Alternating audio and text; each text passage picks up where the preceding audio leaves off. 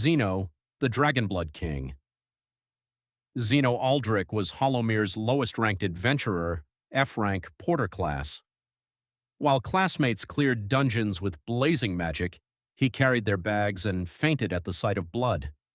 The tavern's favorite joke was that a slime once beat him in a fight. It had. Desperate to prove himself, Xeno took a job no one else wanted: deliver a message into the Sundered Spire, a dungeon sealed for 200 years.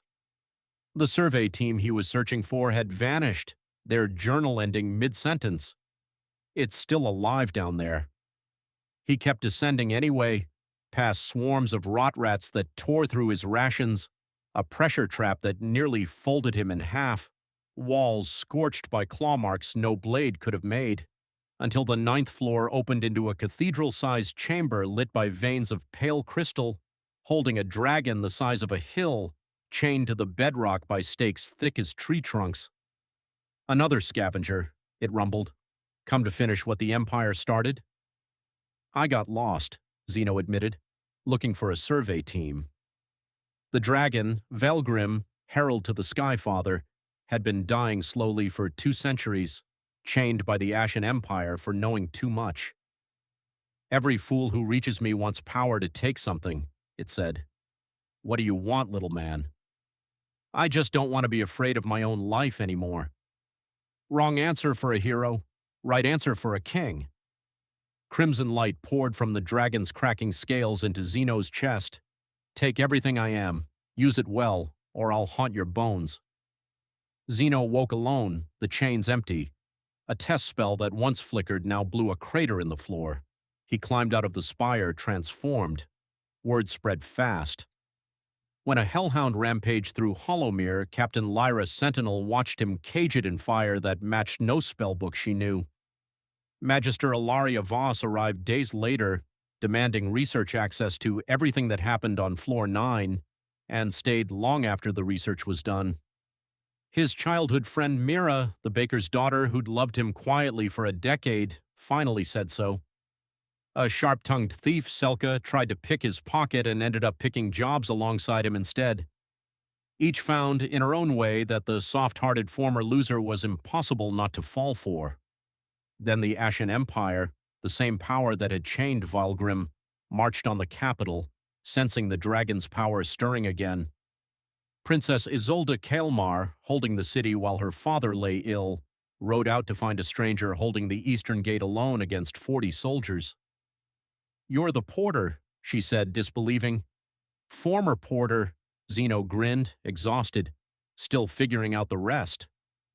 3 brutal days of siege-breaking followed, a collapsing watchtower diverted by bare hands, a night assault held single-handedly through till dawn, Isolde herself riding out with her own guard to cover his flank when General Korvath's strike force nearly ended him near the southern wall. By the 3rd night, watching him refuse to rest before insisting on returning to the wall again, she understood what her father's entire court had spent her life trying and failing to teach her. A crown means nothing if it can't recognize someone like this when it finally finds him. The Empire broke and retreated. King Alaric summoned Xeno to court to reward him, and Isolde spoke first. I want to marry him, not as his reward, as mine. Kaelmar law allowed a war hero to take consorts alongside a royal marriage, with each woman's free consent. The king asked Lyra, Ilaria, Mira, and Selka in turn. Each said yes. Xeno laughed. The city's old punchline now offered a crown. Only if you stop calling me stranger. Xeno's fine. It always was. The wedding was the largest Kaelmar had seen in 2 generations, banners strung from every tower of the capital. Valgrim's crimson sigil flew over the castle once more, visible from the lower city for the first time in 200 years. Isolde ruled beside him as true partner and architect of the kingdom's recovery.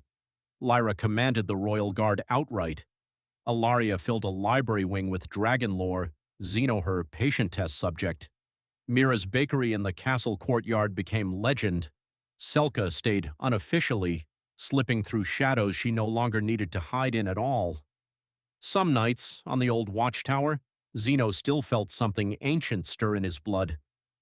Well, little man, Velgrim's memory rumbled. Was I right? He only smiled and went back inside to the loud, impossible household he'd never believed he could deserve. The end.